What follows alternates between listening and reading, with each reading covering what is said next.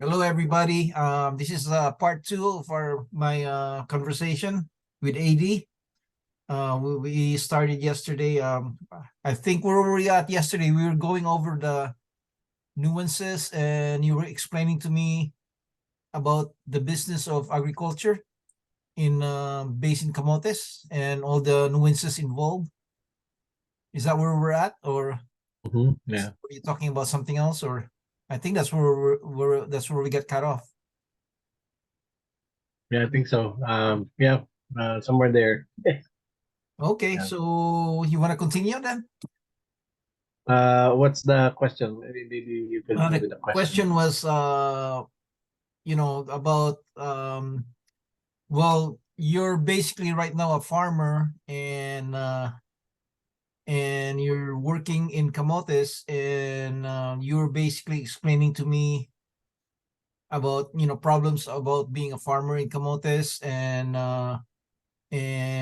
things that basically that's involved in farming. That's, the nuances of the business. And before that, you were telling me about your business problems, about how the prices fluctuate, and then it went down really low, and it kind of messed up your business plan and everything. And basically what you're doing now, which is kind of, you're slowly building up again. And I think you were talking about the the pepper business, and what it involves. And you were also talking about being a middleman, about a business center, about collecting business, buying center in Camotes.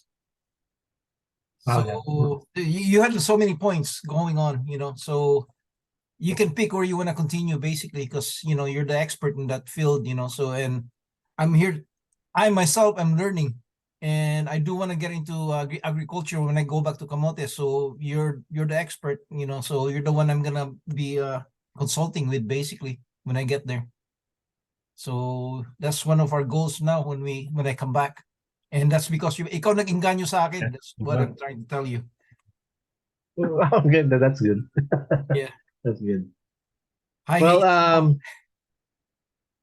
oh, she can't hear you. I'm using my it's okay. earpiece. No problem.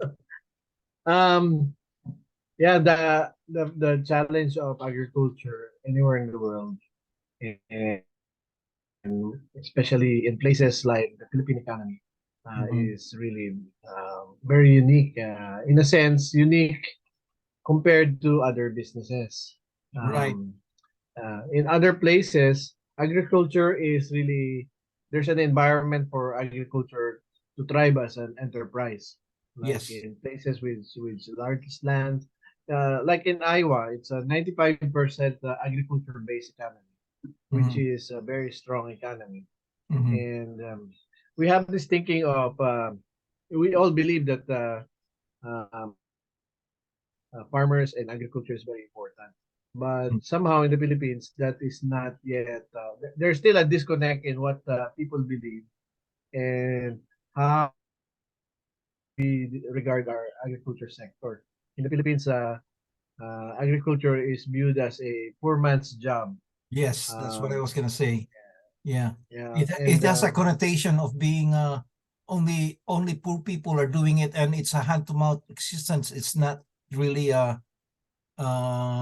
producing income, or even making wealth, which is not like in the US, where there's so many millionaire farmers, that they're basically everywhere, so you're right, exactly. it's a challenge over the years of being a farmer myself and being part of a global community of farmers and Mhm. learning many conversations and visiting places like Iowa, Illinois, in South America, and then of course I go around the Philippines as well and talk to my fellow farmers from the Philippine Maize Federation. One thing I noticed is the difference in mentality, the Mhm. mindset. Mhm. Um, I saw, as an observer, I saw how Europeans, wherever they go, Uh, of course, that's the bad side of that history as well. When they go to places, they bring the European mindset of taking advantage of what's available and also maximizing opportunities by creating volumes Mm, and maximizing the opportunities. Um, Unfortunately, in Asian countries like the Philippines, we are not we're not we don't have that mindset because we don't have the winter climate that pushes that mindset.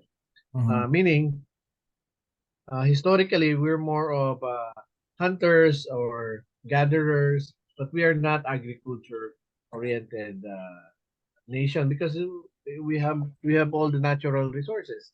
But mhm. that has changed over the years, Yes. and agriculture is now part of any civilization that we need to be planting. But still, Philippines is lagging behind. That's why we don't provide, or the country as a society, not only the government, but as a society in the Philippines, we're not providing an environment for farmers to thrive or for agriculture enterprise to Mhm, grow. mhm, Example, we have a very bad land reform system. We mhm, have divided our land so small that it's no longer efficient. mhm. Um, that's one problem because how can you be economically efficient in a very small land? That's one Yes. problem we're encountering. So it's like you have the mentality, mindset challenge, and now you have the land challenge. She wants to say hi Hello, to you. Hi, hello, AD. PL. Good Say hi to evening. Hazel. I will. I missed you when I was there. I Sorry. know. I know. Sayang. But we'll see each other siguro mga next month. Next month. Okay. Okay. See ya. Okay. All right. Okay. So Yeah. so it's a mindset problem. Second is the way the environment we're giving or the economic environment we're giving our farmers to thrive is very limiting. The third problem is um, we have more people to feed Mhm. than the capacity to produce the food. Okay. Uh, our number of population is our density of population per square kilometers is much higher compared to other places. Meaning, uh, we have to be very efficient in producing food, and that's what's happening now. We have shortage of food. That's why we are importing, and that's a bad deal because if we are importing food, we are bringing our money out and just to sustain our society. So those are some of the things that puts agriculture in a very unique position. So in the Philippines, if you're gonna go into farming, now you're talking Yes. about going into farming, Mhm, be ready for that huge challenge mhm. uh, ahead because it's not like any business of buy and sell.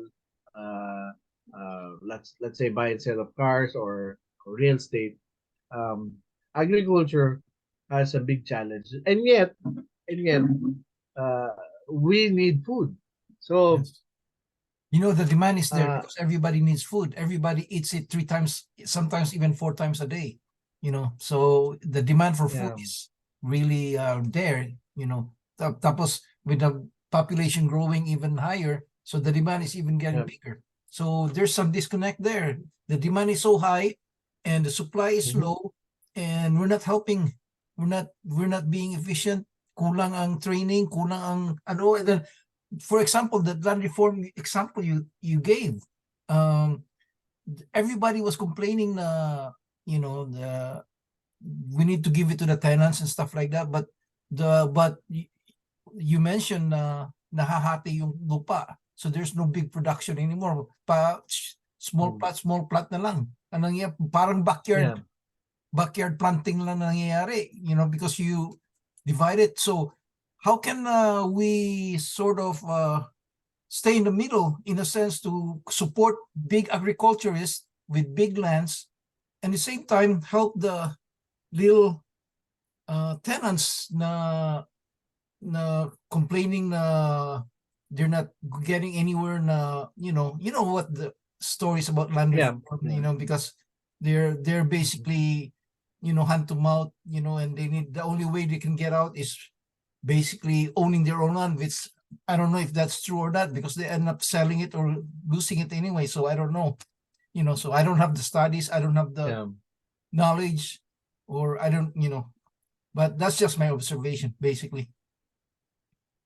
So So in terms of agriculture, um, I think somebody has to counter the tide, the Mhm, natural tide of uh, um, that in situation. It can be done in a small way, little by little, like what we have done in the last 14 years, like uh, technology adoption to increase yield.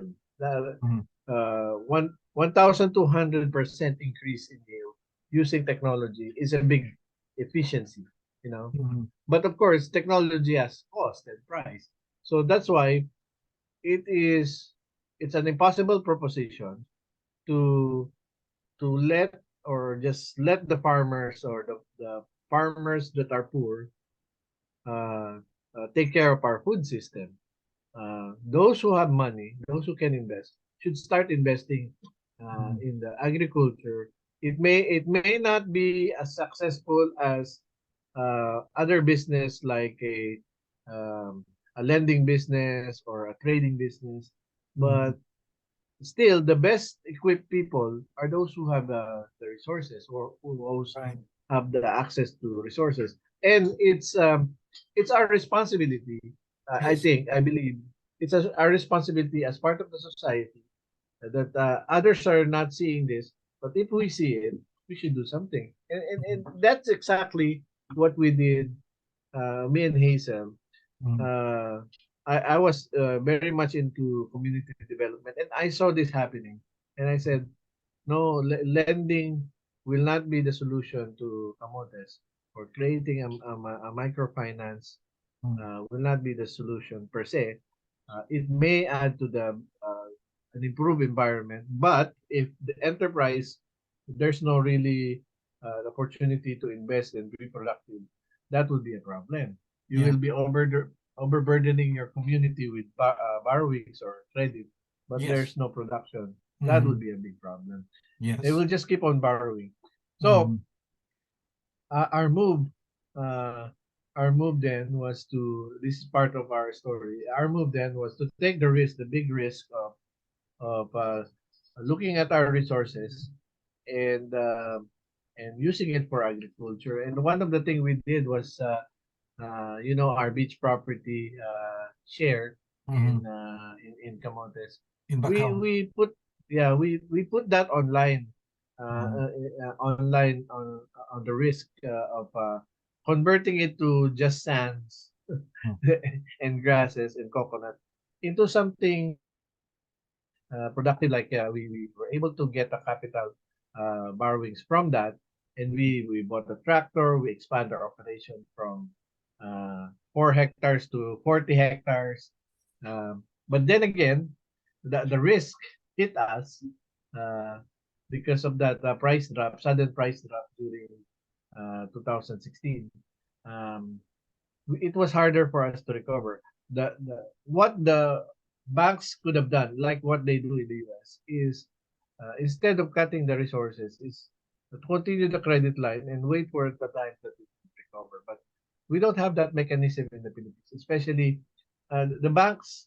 My bank then have their reason why they discontinue the credit, because uh, in the one of the valid reason was the central bank policy is, if you're gonna lend to sort of a high risk uh, venture, you should have set aside a cash that can cover that risk. So instead, if they lend me, let's say 2 million, they would allocate another 2 million to cover the risk. Right. So in essence, they're putting 4 million of their cash Mhm. uh, that they cannot use for other things. So it's for a bank that's expensive.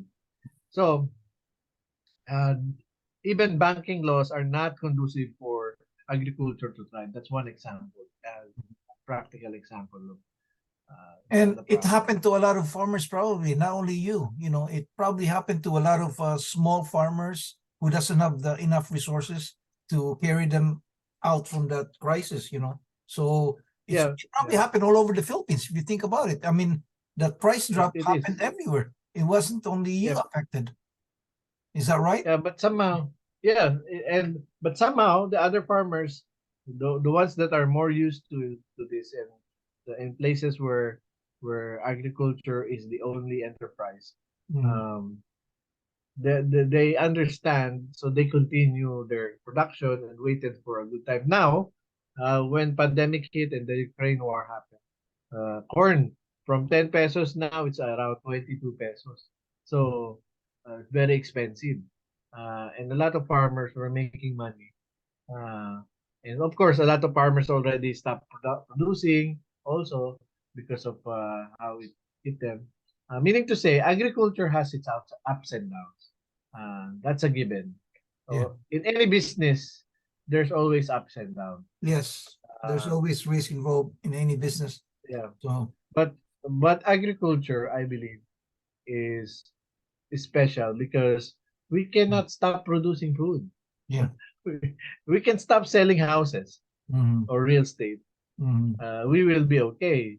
Yeah. But if we stop producing food, then there will There's be a famine. shortage, and yeah. Hmm. You're right. So that's why we should take a fresh look in agriculture, especially you guys as Mm, our dear cousins. Take a look at it on the perspective that one of my farmer friends says, if you're gonna mm, invest in agriculture, um, not that you're a bad businessman or a bad decision on doing that, but consider your investment not the same as any other investments. right. Uh, so Right. if you want a more secure investment, then don't go into agriculture because agriculture will always have its risk, Yes. especially the Philippine context and especially the Camotes context of being in a small island. But Yes. um, but if you find the right product, this is where it boils down, like corn. Corn is a very versatile product. Um, and the demand is always there because corn is one of the top five grains that we need in the whole world. It's a more very efficient plant. It produces energy and stores that energy in the form of starch. It's like a solar panel, you know. And the corn is Mm, like a solar panel. It's very efficient in producing uh, energy in the form of starch or carbohydrates and storing it in the kernels in the grains so that uh, us living creatures can eat it, and so we will have energy. right. Now, you know, 1 hectare of corn is producing 1 year oxygen for 400 plus people. That's how efficient corn is. So corn is still one of the best, and that's why the U.S. has been planting corn all over, you know, because that's how obvious how this efficiency of this plant. Now, uh, the goal is to get that industry going because it's not a unknown industry. It's already happening in other parts of the Philippines. But sadly, Region 7 is lagging behind because again the attitude on investment is um, there's no mindset that would do that. So it has to change for future generations' sake and for food production, things like Mhm, that.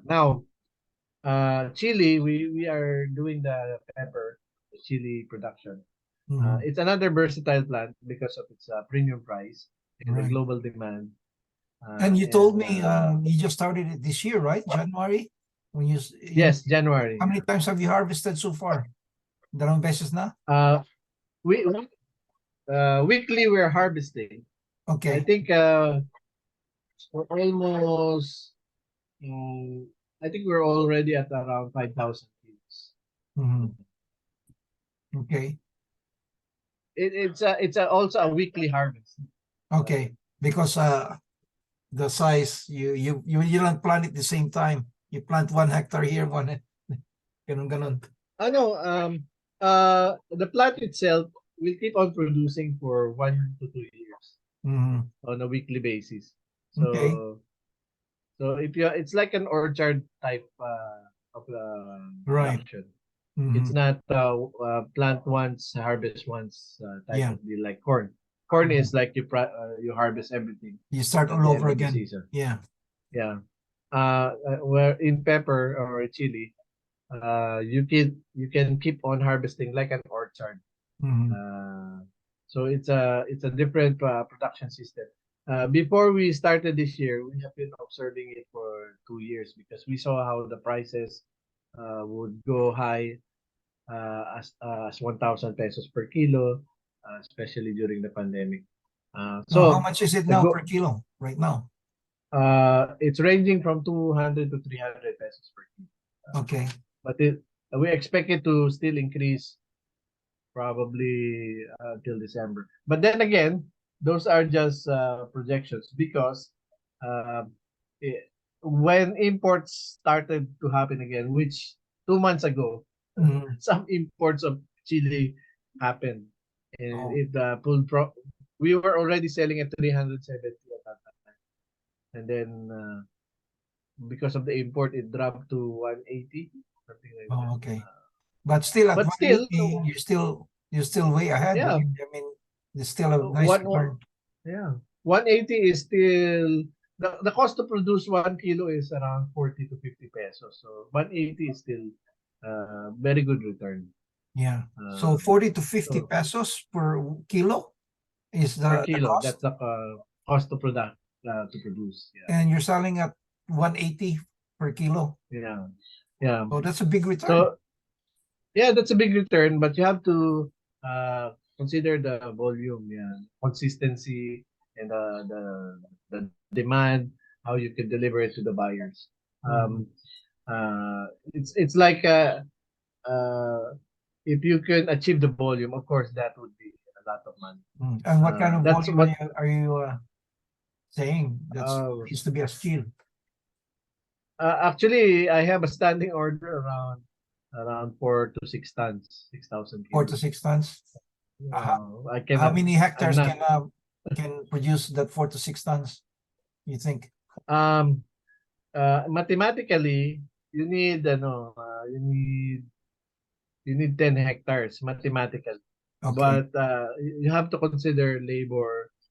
Labor is very erratic at the moment. So in agriculture, you have to deal with labor issues Okay. because uh, labor is a challenge because those who can do good job would require higher paying work and Mhm. or more easier work, not in under the sun. So you end up getting labor force that is challenging in terms of managing because most of them will not work if you're not watching things like that. Yeah. So that's always a challenge there. And then if you can mechanize or semi-mechanized or semi automated like drip irrigation system, that requires additional capital that is not normal, like and that's why I'm telling you earlier, those who are in a better position to engage in agriculture are those with the capital, Mm. uh, because they're more flexible to invest on more efficient things, more consistent things of production. um, Another way of doing it is financing farmers, small farmers.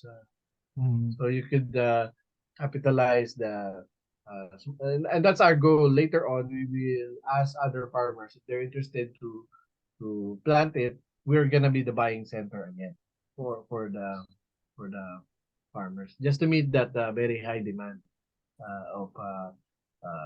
So that's an example of what we're trying to do to reverse counter the flow of the challenge. And there will always be migration out of agriculture, because those who are right now, we are very old farmers in the Philippines. So that would be a big problem. So there's no young Um, farmers coming in right Yeah, now. because there's no comparatively, money in agriculture is very small. Mhm. Uh, so that's why the young ones are not attracted. Naturally, they would not be attracted Mhm. because it's easier to work in a call center, and then they can have their money and they don't have to be under the sun. Why go into agriculture when it's dirty and hard work? But then again, that would be really a big challenge. But it can be done. I believe it can be done, and we're doing it.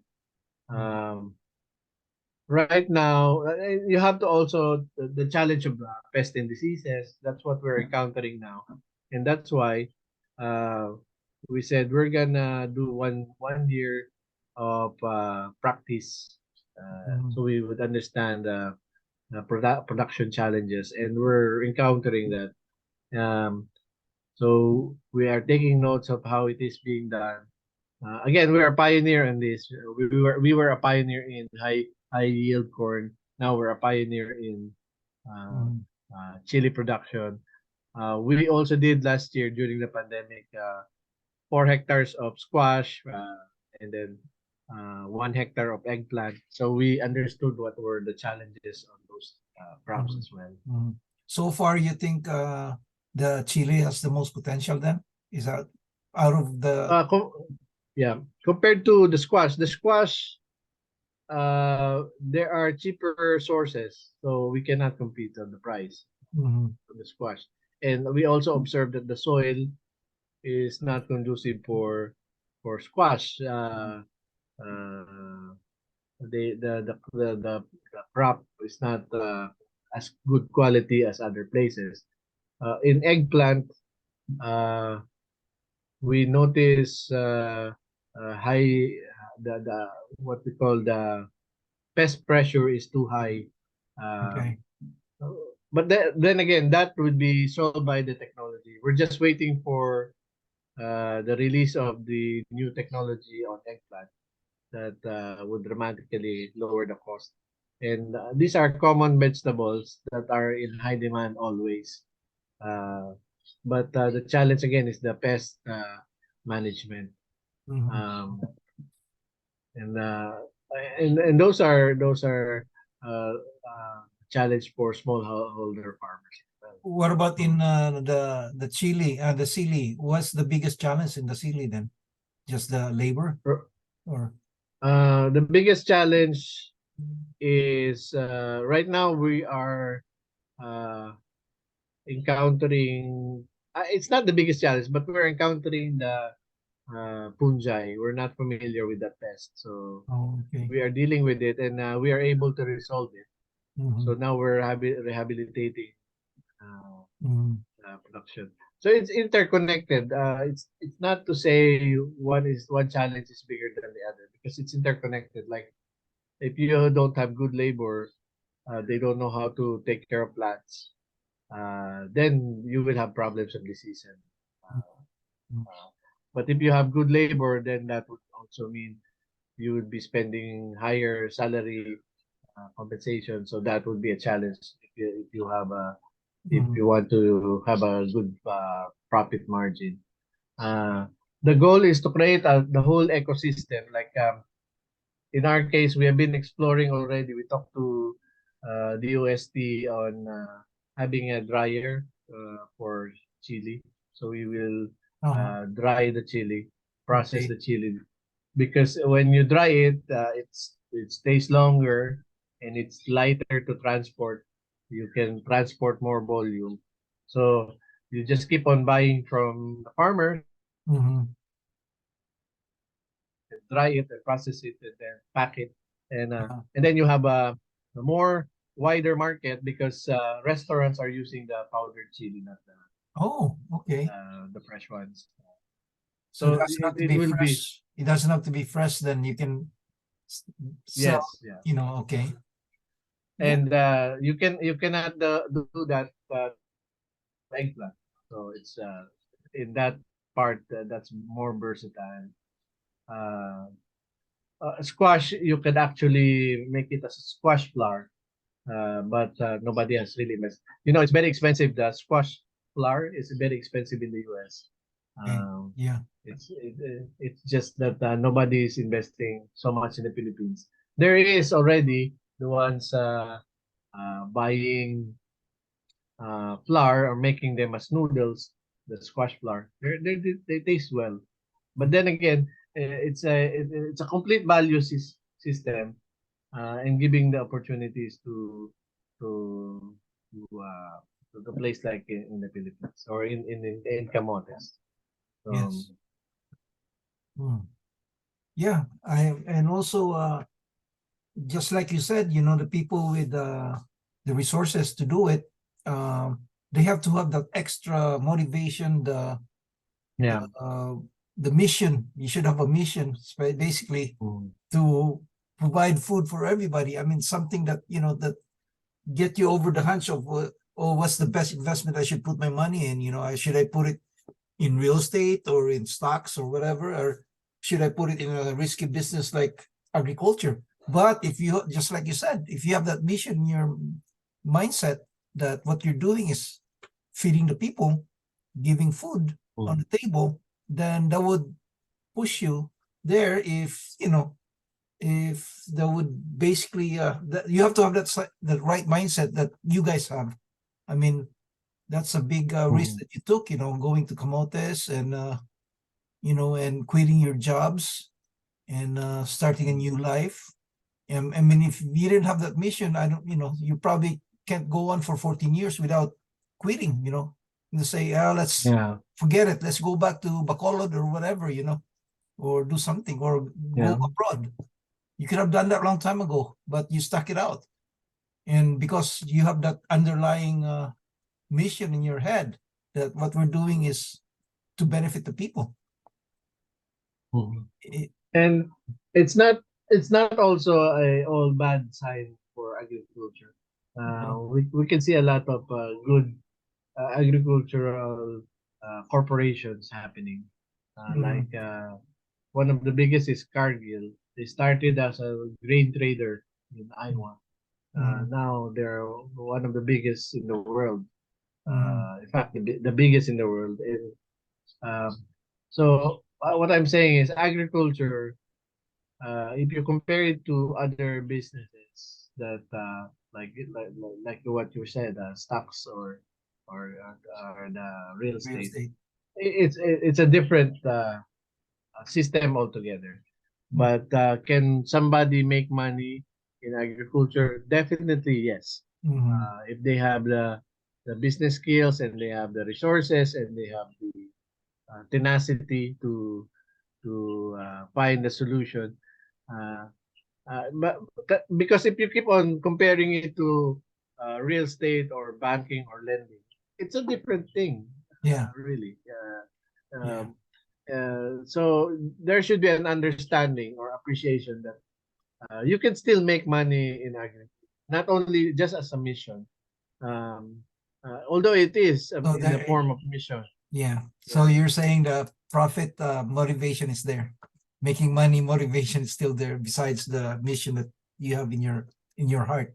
Yeah, definitely. You can make money in like this couple from the Europe. They sold their millions of assets in Europe and built a rice center in Leyte, one Mm, of the biggest rice center in Leyte, mm, and they are helping farmers around their community produce a certain variety of rice, and they were buying it from the farmers with a reasonable price, and they're exporting it, and mm, they're doing well. You can Google it, and I forgot their name, but the lady was a Filipina and married to a French, I think French uh, uh, they were into the fashion business and they were millionaires. So they left their European wealth, brought it here to the Philippines, and invested in agriculture in Leyte.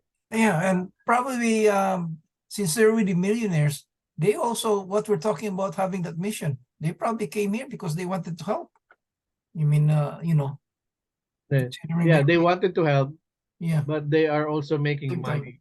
Yeah, they're also making money, of course, but I don't think Yeah. making money was their priority. I think the help was the one that gave them, the start. Not the priority, but they can make money anyways. It's like that. Yeah. They can make money anyways.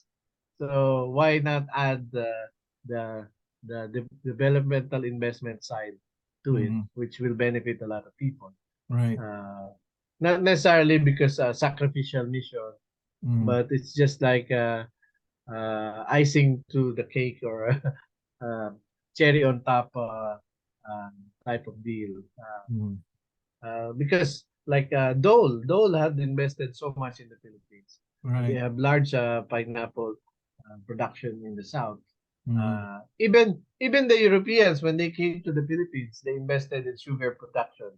Yeah, but Uh, back then, agriculture was even in the States, that they were in the cotton and they were basically bringing slaves to do the labor for them. yeah, That's the reason that there was a lot of black people Civil doing War. this Yeah, because of that. And in here, that's what the Spaniards did when they came in. They were baking basically the people that were working in the sugar industry were slaves. I mean, yeah, yeah. in the US, even in the 1940s, they were bringing the sacadas, when we were under America to work in Hawaii as basically minimum, Yeah, very small yeah. Labor payment, force. Yeah, so they yeah. were taking, they were using it as basically almost slave-like conditions, and that's Yeah, how, that's the tendency. yeah, especially with the Europeans, when they were doing those big scale Yeah, agriculture in America and all over. That's why they were having colonies, so they could produce whatever they want, with very minimal labor, slavery basically, and and basically, there's changes, there was reforms done, yeah. and But the world had learned from those mistakes, and it has changed so much. The mhm. uh, there are still challenges in avoiding labor abuses or abusive conditions. Like mechanization is the way to go. Like in the U.S., there's so much mechanization that they don't need the labor force. Mhm. Just imagine husband and wife taking care of 2,000 hectares Yeah, on their own. So that's the way it is in the US right now. so They hire, the only time is when they harvest. They hire a lot of farm yeah, workers, and a lot of them came from Mexico too. They would bring him in, yeah, for yeah, and just to do the harvesting, and yeah. There are certain production that really requires it's hard to mechanize, mhm. and so whenever you eat food, just imagine the labor that was put into Sweat, that. yeah, Yeah. put in, So, I mean, we're so so lucky. We just go to the grocery store and buy stuff, bring it in and yeah, cook it without realizing, the how much sweat, work was put there. Yeah, the stuff that the happened. risk, yeah, I the mean, risk and everything that is involved there is mhm. quite heavy, and that's where